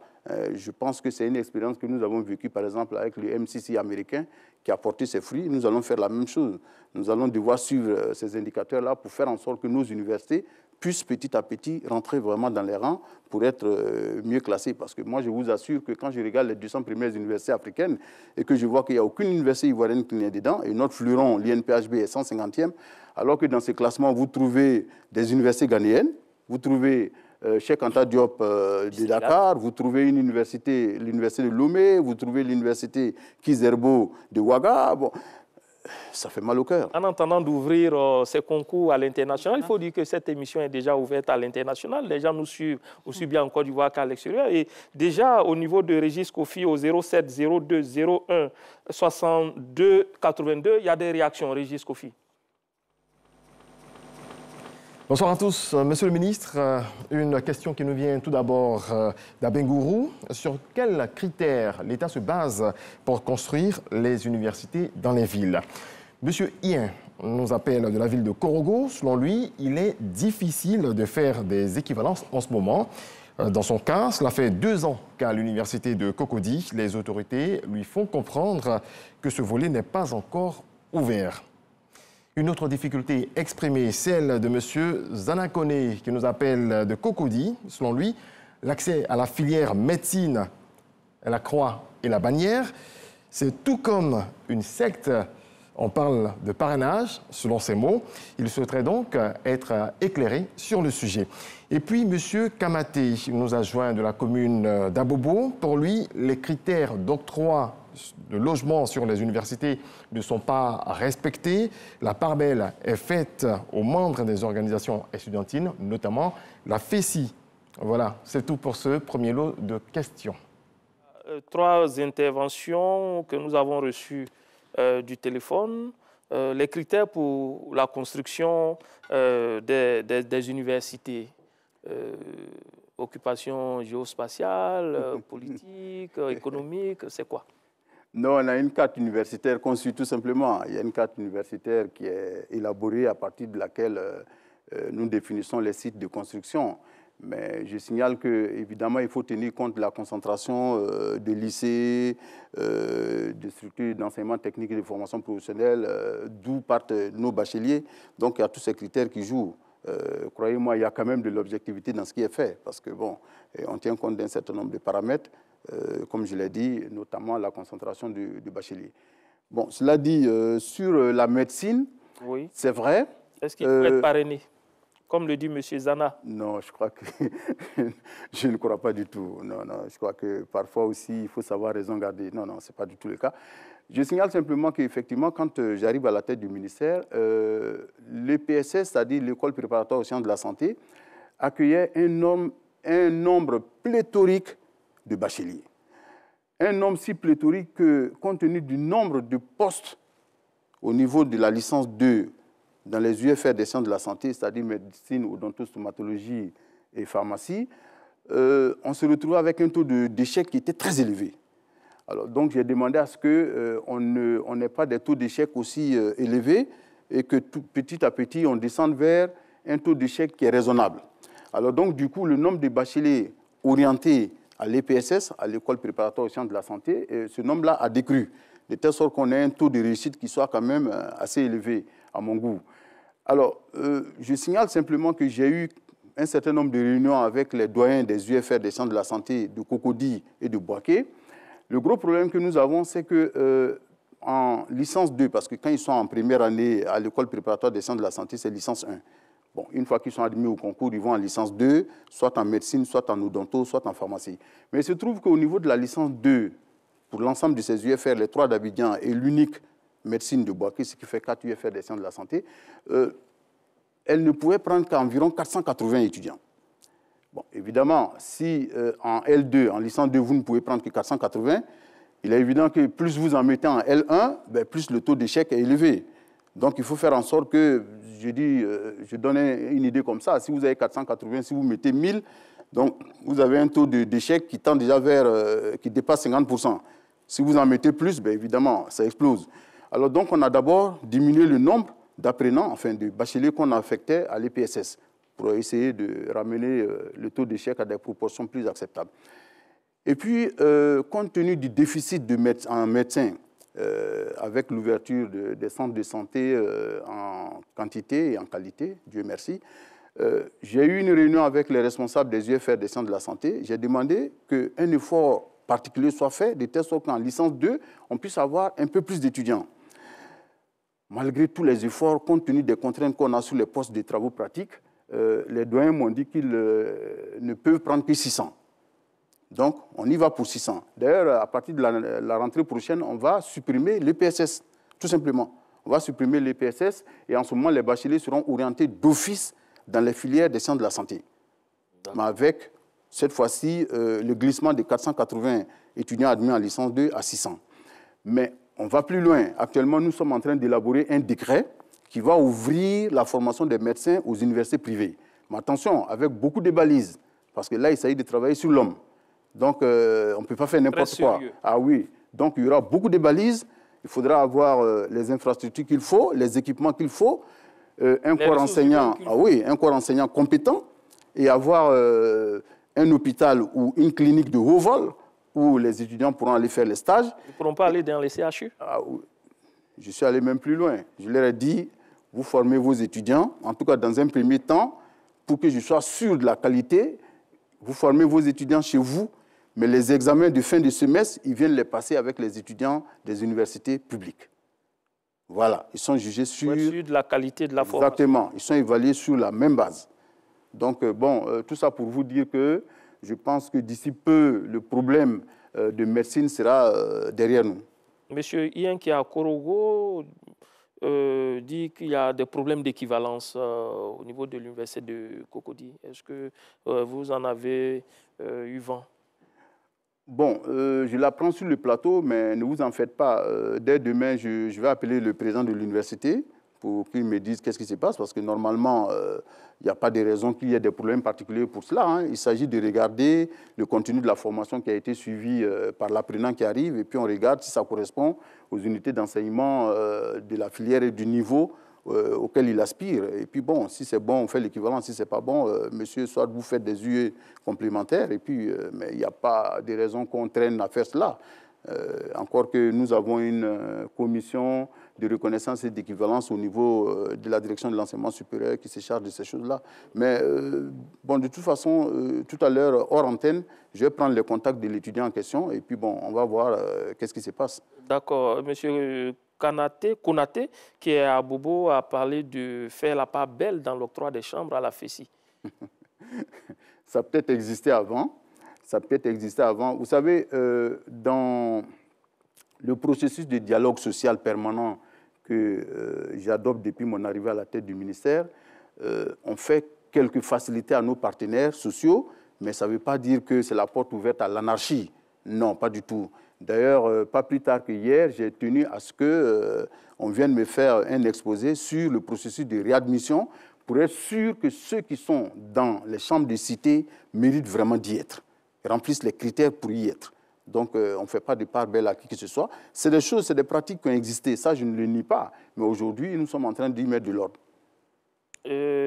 Dans le code, à travers le code QR, M. Christ Mohamed dit que 40%, c'est le chiffre qu'il donne, 40% des enseignants sont retraités mais occupent toujours les locaux des universités. Je suis surpris par ces chiffres, je ne crois pas. Non, pas du tout. Ce n'est pas possible. Okay. C'est pas possible. Okay. C'est bon d'apporter la réponse sur ce plateau. Non, pas du tout. Que les gens soient suffisamment édifiés là-dessus. Non. Ce qui se passe, c'est qu'effectivement, il y a quelques collègues qui, lorsqu'ils partent à la retraite, et surtout sur l'université, jugent utile de les garder pour x, y raison, demandent... Dans certaines filières? Oui, évidemment. Demandent qu'on leur donne un contrat, qu'on leur fasse signer un contrat de 2 ans. Bon, pas de problème, ça arrive. D'ailleurs, je signale que dans la nouvelle loi, c'est bel et bien inscrit dans la nouvelle loi, dans la mesure où pour certaines spécialités, je dis bien pour certaines spécialités, on a un déficit chronique d'enseignants. Par exemple, la mathématique. Et derrière, il y a la physique, l'informatique. On a un certain nombre de disciplines pour lesquelles on a un déficit en enseignants. Et même parfois, on ouvre des postes budgétaires pour recruter, on ne trouve pas de candidats. Moi, je prends par exemple mathématiques, il y a de cela. Lorsqu'on ouvrait l'université de San Pedro, nous avons ouvert des postes budgétaires pour recruter des professeurs de maths, on n'en a pas trouvé. Et l'année dernière, enfin cette année, en 2022, je signale qu'il y avait 13 candidats. Le concours de juin, en tout cas, il y avait 13 candidats en mathématiques. Nous avons recruté 12. Le 13e, d'ailleurs, on ne l'a pas pris parce que bon, il n'avait pas une thèse. Bon, le jury a estimé qu'il n'avait pas les compétences nécessaires pour enseigner à l'université. Mais cela dit, et même la deuxième phase du concours de cette année, on a dû fermer certains postes en mathématiques et en physique parce qu'il n'y avait pas de candidats. On a dû transformer ça dans des postes d'autres disciplines. Mais cela dit, dans la nouvelle loi, ce qui est dit justement, c'est que quand un enseignant-chercheur ou un chercheur va à la retraite, si sa structure d'appartenance estime qu'elle a encore besoin de lui, elle en fait la demande au ministère qui juge de la validité de l'argumentaire qui est développé par sa structure d'appartenance. Si le ministère est convaincu, on peut demander, par voie de décret, qu'on lui accorde un contrat de 2 ans. Mais évidemment, le chef de l'État est souverain en la matière. Nous, on demande, c'est le chef de l'État qui décide, in fine. Bon, ce qui peut se passer, donc, quel que soit le grade, qu'il soit de grade A ou de grade B, si l'université estime qu'elle a besoin de lui, et que, bon, il passe les différentes étapes dont j'ai parlé tout à l'heure, en ce moment, il a un contrat de 2 ans. Maintenant, après les contrats de 2 ans, il peut même demander un renouvellement du contrat de 2 ans, mais à condition qu'il soit un enseignant de rang A, c'est-à-dire un maître de conférence ou un professeur titulaire. D'accord. Voilà. Monsieur le ministre, moi, je voulais revenir sur le fait qu'aucune université ivoirienne ne fasse partie des 200 universités africaines. Le classement des universités et grandes écoles se fait en fonction d'un certain nombre de choses que vous avez expliquées. Les enseignants-chercheurs affirment ne pas avoir les moyens pour faire les publications et pour participer au colloque à l'international. Ils affirment aussi que l'État ne leur apporte aucun soutien. Qu'est-ce que vous pouvez dire par rapport à ça? Mais vous voyez, là, par exemple, quand j'entends cela, je suis sidéré. Je suis sidéré parce que je signale que lorsque le président Ouattara arrive au pouvoir en 2011, je prends par exemple les primes de recherche. Prenons que les primes de recherche. Les primes de recherche étaient de 800 000 pour un assistant. Avec Ouattara, c'est passé à 2 millions. Pour un maître assistant, c'était de 1 million. C'est passé à 2 200 000. Pour un maître de conférence et un professeur titulaire, c'était de 1 200 000. C'est passé à 2 500 000. Donc une augmentation qui varie de 208 jusqu'à 250%. Mais est-ce que décemment on peut dire que le président n'a rien fait? Bon, laissons la prime de recherche. Allons-y sur le mécanisme même de financement des projets de recherche. Il y a un mécanisme de financement qui a été mis en place, qu'on appelle le FONSTI, le Fonds pour la science, la technologie et l'innovation, avec un fonds d'établissement, si vous voulez, un capital de 10 milliards de francs CFA. 5 milliards qui ont été donnés à la Côte d'Ivoire par la Suisse, il y a de cela un certain nombre d'années, et puis 5 milliards que la Côte d'Ivoire même a mis sur la table, ce qui fait un fonds d'établissement, ou si vous voulez, un capital de 10 milliards qui est placé sur un compte en DAT, produit des intérêts qui permettent de financer les projets de recherche. Bon, donc on a un mécanisme de financement. Bon, en plus de ce mécanisme-là, il y a le FIRCA, le Fonds interprofessionnel pour la recherche et le conseil agricole, qui finance la recherche agronomique. Donc, et également, il y a des avantages fiscaux qui sont accordés aux entreprises privées qui financent la recherche. Donc, on ne peut pas dire que l'État ne fait rien. Seulement, sur ce volet-là, vraiment, je vais être précis, hein, l'État fait ce qu'il peut, mais l'État seul ne peut pas tout faire. Parce qu'évidemment, on a beau jeu de dire, oui, normalement, l'initiative de Lagos qui a été endossée par l'Union africaine dit que chaque État africain doit financer à hauteur d'au minimum 1% de son PIB la recherche, le développement et l'innovation. Nous, on est à 0,35%, c'est vrai, on est loin de 1%, mais ne vous en faites pas. Je l'ai dit, l'État fait ce qu'il peut. Normalement, derrière ce financement étatique, il faudrait que le privé prenne la relève. Parce que tous les pays de référence, tels qu'Israël, la Suisse, la Corée du Sud, qui allouent plus de 4% de leur PIB à la recherche et développement, mais dans ces pays-là, les 3/4 du financement de la recherche proviennent du secteur privé. Moi, je m'amusais à regarder récemment le financement de la recherche et développement par Samsung, par exemple, en Corée du Sud. Mais j'étais surpris. Sur un seul trimestre, 4,3 milliards de dollars pour financer la recherche. Milliards de dollars. Je vous laisse imaginer ce que ça donne en CFA. Il faut multiplier par 655 à peu près, 650 au cours du jour, le dollar qui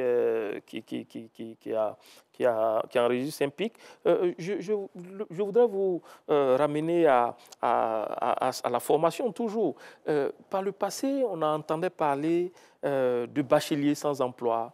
On entendait parler de licenciés sans poste. Aujourd'hui, on est arrivé à des docteurs qui ne travaillent pas et même qui manifestent. Comment est-ce que cela a pu se faire en Côte d'Ivoire? Bon, OK. D'abord, j'espère qu'aujourd'hui, on aura l'occasion d'éclairer les lanternes de nos compatriotes parce qu'il y a beaucoup d'informations erronées qui circulent, notamment sur les réseaux sociaux. Ça va parfois dans tous les sens, comme on dit. D'abord, je tiens à dire que quand on dit docteur, contrairement à ce que certains pensent, ça ne veut pas dire médecin. Oui, tout à fait. C'est docteur en mathématiques, docteur en physique, docteur en sociologie, docteur en... Voilà, c'est docteur en tout. En médecine. Voilà, en médecine aussi, bien entendu. Alors, donc, ça, déjà, il faut clarifier. Et puis, deuxièmement, la polémique sur les chiffres. Je suis toujours interpellé. Oui, il y a 3 000 docteurs non recrutés, 3 000 docteurs non recrutés. Vous savez, en décembre 2021, lorsque la polémique a commencé à enfler, au niveau du ministère, nous avons fait notre dénombrement. Mais je me suis dit, si le ministère annonce un chiffre, on dira oui, le ministère a minimisé pour mener les gens en bateau. J'ai dit, bon, OK. J'ai appelé les docteurs non recrutés eux-mêmes. Ils avaient une structure avec un responsable, un porte-parole à la tête. Je lui ai dit, bon, allez entre vous-même, comptez-vous entre vous, comme ça c'est dit. Faites votre propre dénombrement et dites-moi vous êtes combien au juste. Je vous signale que quand ils sont allés faire leur propre comptabilité à leur propre niveau, sans que nous interférions là-dedans, ils nous ont apporté exactement 1463 docteurs non recrutés. 1463. Ça, c'est leur chiffre à eux. Donc, ça ne vaut même pas les 50% de 3000. Le reste de 3000 se trouve où? Bon, soit dit en passant. Ensuite, on passe au concours de recrutement de juin 2022. Ceux qui ont postulé, ils sont en tout 1919. D'ailleurs, il ne faut pas confondre candidat et candidature, parce qu'un seul candidat peut postuler sur deux choses. Oui, par exemple, il peut être candidat pour un poste d'assistant et être candidat pour un poste d'attaché de recherche. Ça fait deux candidatures, mais pourtant, c'est un seul docteur. Donc, les docteurs qui ont postulé pour les postes d'assistant, assistant chef de clinique et attaché de recherche, ils étaient 1919. Bon. Donc, en plus des docteurs en toute matière, il y avait les docteurs en médecine, mais qui sont des anciens internes, parce qu'au niveau de la médecine, en plus d'avoir le doctorat de, comment dirais-je, leur doctorat, il faut avoir fait l'internat quand même. D'accord. Bon. Donc, 1919. Vous voyez que la polémique sur les chiffres, on est loin de 3000. Bon, mais cela dit, maintenant, on en vient à votre question. Qu'est-ce qui s'est passé? Lorsque nous, on était étudiants, je me rappelle très bien, c'était les meilleurs à qui on donnait la bourse pour aller faire une thèse. C'est clair, on n'était pas nombreux à avoir une bourse pour aller faire une thèse. En général, d'ailleurs, on partait faire une thèse en Europe. Moi, j'ai fait ma thèse en France. Mais on donnait la bourse aux meilleurs. Donc, le nombre était restreint. Et même là encore, il faut relativiser les choses parce que moi, j'ai fini ma thèse en France en fin octobre 1990. Je rentre en Côte d'Ivoire. Je me fais recruter à l'NSTP de Yamoussoukro et à l'université Félix-Houphouët-Boigny à l'ex-faculté des sciences et techniques. Bon, j'ai choisi de revenir à l'université. Mais j'avais un ami qui a fait une thèse de physique au même titre que moi, mais qui n'a pas eu de poste, qui a dû retourner en France. Ça, c'est déjà en 1991, fin 90, début 91. Donc, ce n'est même pas un phénomène qui est nouveau. Peut-être que c'est l'ampleur, mais l'ampleur aussi est liée au fait qu'aujourd'hui, le nombre d'apprenants a explosé. Donc, bon, il ne faut pas penser que c'est nouveau. Mais cela dit, on continue. D'ailleurs, je signale quand même que tout à l'heure, quand j'ai dit ils ne sont pas 3000, attention, je n'ai pas dit, même s'il y avait un seul, évidemment, en tant que ministre de l'Enseignement supérieur et de la Recherche scientifique, ce sont mes étudiants, j'ai une responsabilité. Disons, quand je dis j'ai une responsabilité, c'est moral, parce que quand nous formons des apprenants, nous souhaitons quand même qu'ils puissent s'insérer sur le marché de l'emploi. Oui. Donc évidemment, même s'il n'y a qu'un seul qui chôme, ça nous ferait mal au cœur. Et justement, cela pose le problème de débouchés. Ben justement, et de l'adéquation, formation, emploi. Mais justement, c'est de ça que j'allais parler. Parce que pour la petite histoire, je signale simplement qu'en fait, qu'est-ce qui s'est passé? J'ai dit tout à l'heure qu'on donnait la bourse à très peu d'étudiants pour aller faire une thèse, les meilleurs, de telle sorte qu'il y avait une adéquation formation-emploi au niveau à la fois qualitatif et quantitatif, bien que sur le quantitatif, déjà même, il y avait quelques petits soucis, mais c'était moins grave. Alors, il s'est passé la chose suivante, c'est que quand on a basculé au système licence-master-doctorat en 2012, le LMD a été mal compris. Il y en a qui ont pensé qu'on était dans ce que nous on appelle en physique un cylindre. C'est-à-dire vous rentrez en première année en licence 1, vous devez continuer comme ça jusqu'en doctorat 3. Mais ce n'est pas comme ça que ça se passe. Attention, c'est pour ça d'ailleurs dans la nouvelle loi, on a dit la transition d'un cycle à l'autre se fait par sélection. C'est-à-dire si vous faites licence 1, licence 2, licence 3, vous avez votre licence en poche, mais pour aller en master 1, c'est sur sélection. Vous faites master 1, master 2, vous avez votre master en poche. Pour aller du master 2 au doctorat 1, c'est sur sélection. De telle sorte que ce ne sera plus un cylindre, mais ce qu'on appelle en physique un cône. C'est comme ça. Bon. Mais cela dit, le LMD a été mal compris. On a pensé que tous ceux qui rentrent en licence 1, bon, ils ont le droit d'aller jusqu'en doctorat, sans se soucier des possibilités d'absorption du marché de l'emploi. Vous savez, quand vous faites ce genre de choix, après, ça vous rattrape. Il y a donc la mauvaise compréhension du LMD. Ensuite, il y a les heures complémentaires, les fameuses heures complémentaires qui sont un supplément de salaire pour les enseignants, chercheurs et chercheurs. Quand vous avez un étudiant en thèse, son encadrement vous procure des heures complémentaires, donc de l'argent. Donc, du coup, chacun essaie d'en prendre le maximum pour avoir le maximum d'argent sans se soucier des conséquences. Deuxième chose. Troisième chose, c'est le passage de grade au CAMES.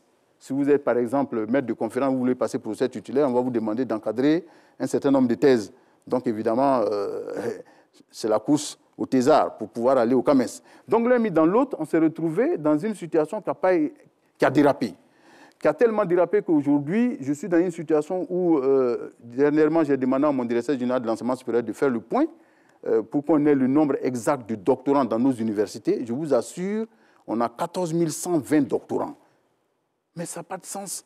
14 120 doctorants. Ça veut dire que même si on met aujourd'hui tous nos enseignants, chercheurs et chercheurs à la retraite, on ne peut pas les recruter. Parce qu'actuellement, on a 5 592 enseignants, chercheurs et chercheurs. 14 120 doctorants. Ce n'est pas possible. Bon. Et pire, c'est que vous avez des UFR où la situation est encore plus grave. Je prends par exemple l'UFR CMS à Boaké. Mais cette seule UFR a 2140 doctorants. C'est-à-dire les doctorants sont plus nombreux que les étudiants de licence 1. Mais ça n'a pas de sens. Et derrière, on se retrouve avec des ratios tels qu'un seul enseignant de rang A va encadrer 12 doctorants. Et encore, ils n'ont pas la palme. Il y a une autre UFR où carrément, un enseignant de rang A va encadrer 42 doctorants. Mais ça n'a pas de sens. Quelle est la réponse pour aller avant, disons, la dernière partie? Quelle est la réponse exacte, chirurgicale que vous apportez à ce problème? C'est les écoles doctorales.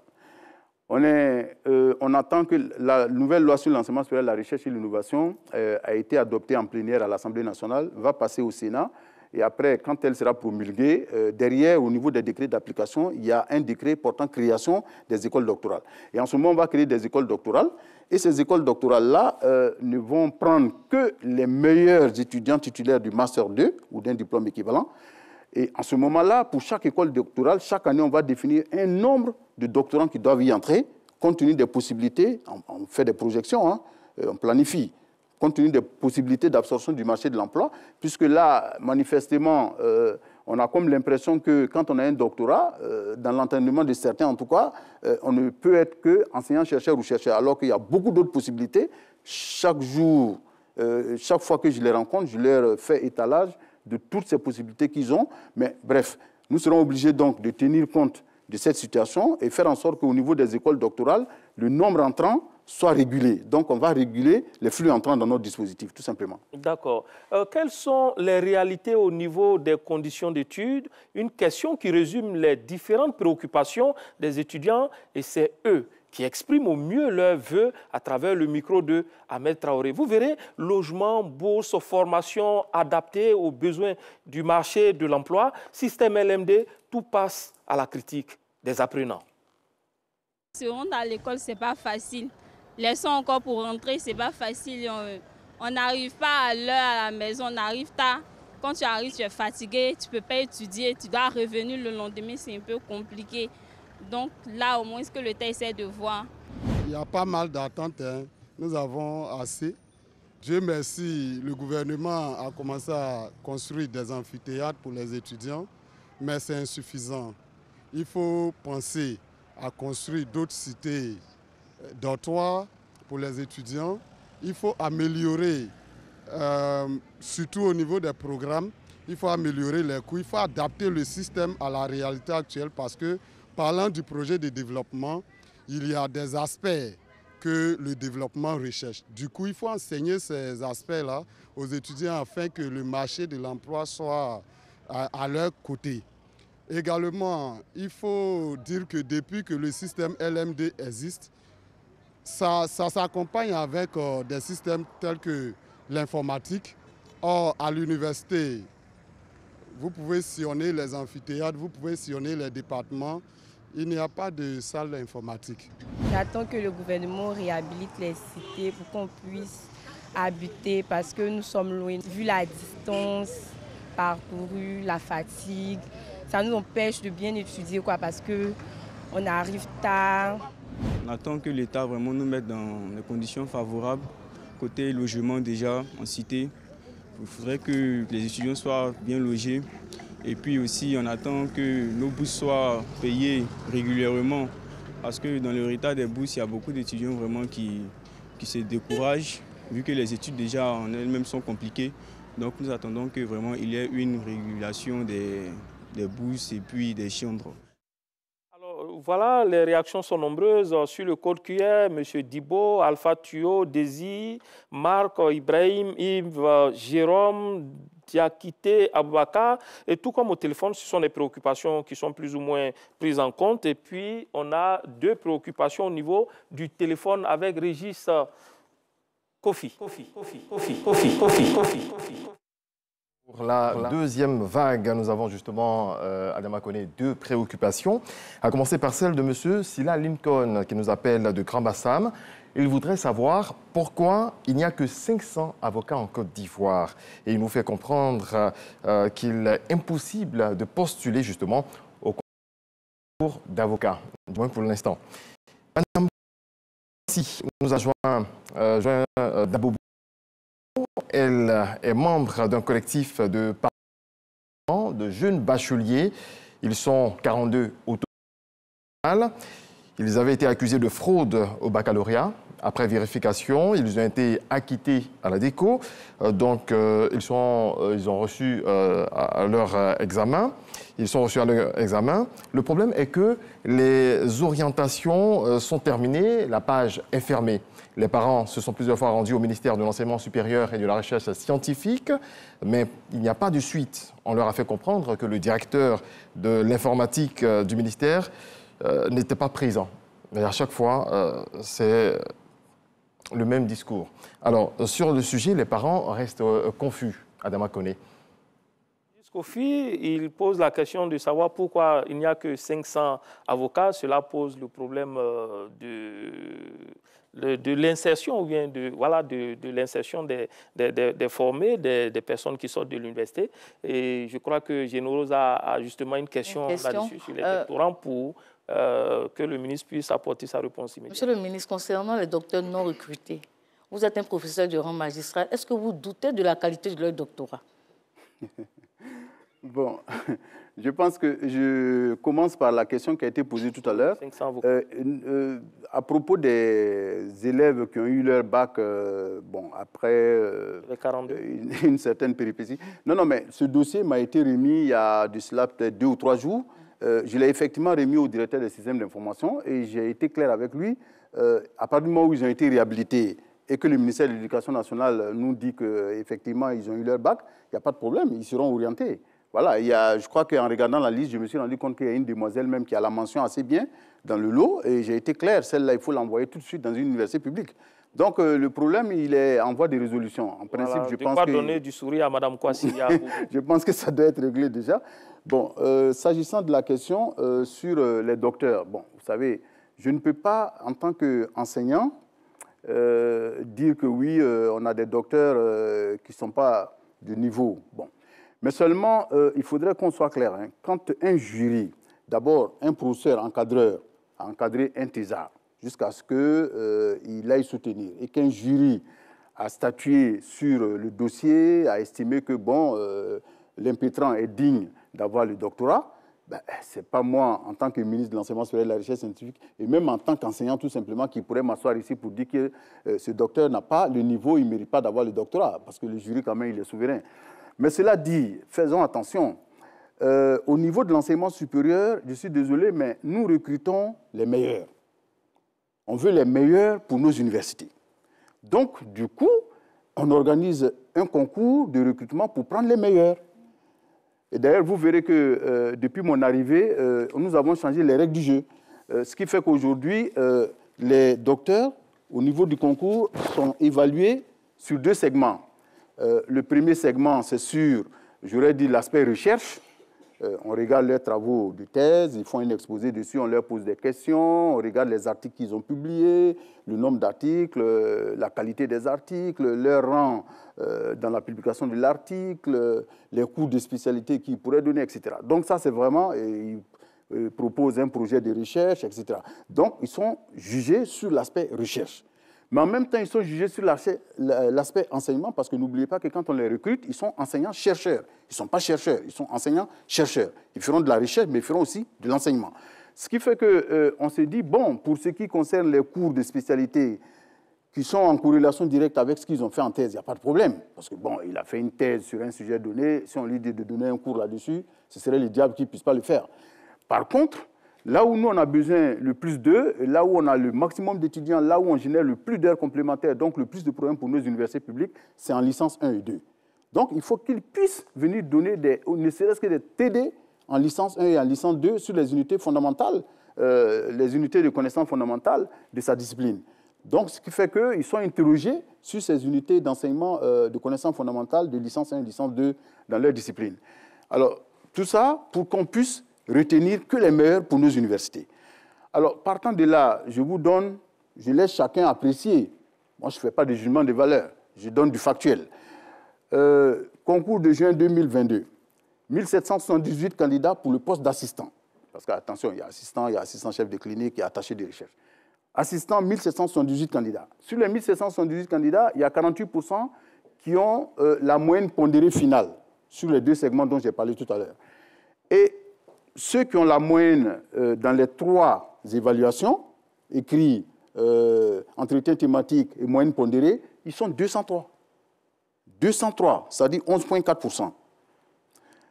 Or, si on voulait appliquer les règles d'élimination, parce que normalement, quand vous n'avez pas parmi ces 3 notes-là, disons 2, parce que la 3e, si vous avez la moyenne dans les 2 premières, c'est mathématique, forcément dans la 3e, vous aurez la moyenne.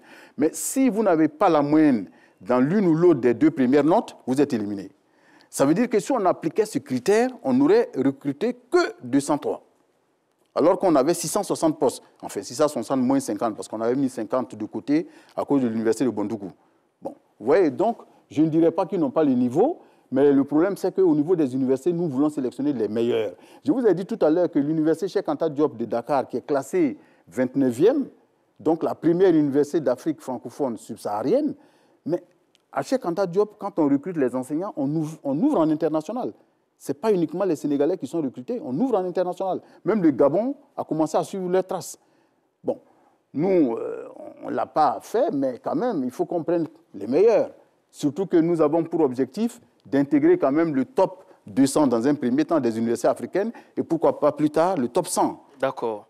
Alors, l'effectif des étudiants en Côte d'Ivoire pour l'année 2020-2021, selon nos recherches, s'établissait à 273 866 étudiants contre 47 000 boursiers seulement, un taux de 17,16%. C'est très faible, monsieur le ministre. Non, là, on est à un taux de 19,91%. Exactement. Vous avez eu 2 points. Actuellement. C'est des chiffres de 2021 voilà. que j'ai donnés. Actuellement, on est à 19,91%. Oui, vous évoluez vers quel taux? L'idéal pour nous serait qu'on évolue vers 100%, mais il ne faut pas se faire d'illusions. Hein. Je signale que si vous prenez la Côte d'Ivoire aujourd'hui, nonobstant le fait que l'éducation nationale, l'enseignement technique et la formation professionnelle donnent aussi des bourses, mais au niveau de l'enseignement supérieur, les bourses Côte d'Ivoire, les montants ont été vraiment... On est monté à des niveaux, je ne dirais pas stratosphériques, mais des niveaux quand même appréciables. Hein. On est à 23,5 milliards aujourd'hui. Et sur les bourses hors Côte d'Ivoire, on est à 11,4 milliards et les bourses d'excellence à 800 millions. Ce qui est quand même beaucoup. C'est un matelas assez confortable pour... Nous sommes pratiquement au terme de cette émission. Très rapidement, quelles sont vos relations avec la FESI, la Fédération estudiantine et scolaire de Côte d'Ivoire? Bon, la FESI fait partie de nos partenaires sociaux. Au même titre que toutes les autres organisations estudiantines, syndicales ou non syndicales, parce qu'il n'y a pas que les organisations syndicales sur le campus, hein, nous sommes dans un dialogue permanent. Ce sont nos partenaires, ce sont nos étudiants, ne l'oubliez pas. Il ne faut pas les diaboliser.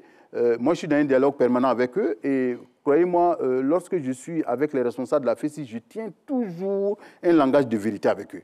Je leur dis ça, on ne peut pas accepter. Par contre, ça, oui, on peut vous concéder. Mais ça, on ne peut pas. Vraiment, on dira que peut-être je suis paternaliste, mais bon, c'est possible. Chacun a son trait de caractère. Moi, je crois plus aux résultats qu'à autre chose. La méthodologie, je n'ai pas dit que ce n'est pas important, mais le plus important pour moi, c'est les résultats. Je suis dans la méthode qu'on appelle en suivi et évaluation, la méthode GAR. Toute dernière question, monsieur le ministre, on va se projeter. On va estimer ce que peut être l'enseignement supérieur dans 1 an, dans 2 ans, dans 10 ans. Qu'est-ce que vous en dites en guise de conclusion? En guise de conclusion, l'enseignement supérieur le plus rapidement possible, je ne dirais pas dans 10 ans, j'espère d'ici 2-3 années, pourquoi pas. Dans le court terme. Dans le court terme, j'espère. Je souhaite un enseignement supérieur qui remplisse la mission à lui assignée par le chef de l'État, à savoir au niveau enseignement supérieur, former des ressources humaines de qualité, capable de contribuer de façon efficace au développement socio-économique du pays. Et au niveau du segment recherche scientifique, développer une recherche scientifique pertinente qui répond de façon concrète aux problèmes de développement qui se posent à la nation. Merci. C'est terminé pour ce numéro de RTI1 reçoit l'enseignement supérieur, une équation à plusieurs inconnus. Par combinaison ou bien par substitution, le ministre de l'Enseignement supérieur et de la Recherche scientifique, Adama Diawara, est venu lever le voile sur ces sujets d'actualité de son département ministériel. Merci à vous, Monsieur le ministre. Merci à Generosa Quadio du quotidien d'Abidjan et à toute l'équipe de réalisation et de production, tout comme au rédacteur en chef Delphine Blois, ainsi qu'au directeur des magazines d'information, Lansine Kone. Bonne année universitaire à tous les étudiants de Côte d'Ivoire, à vous téléspectateurs, bonne soirée sur la chaîne qui rassemble.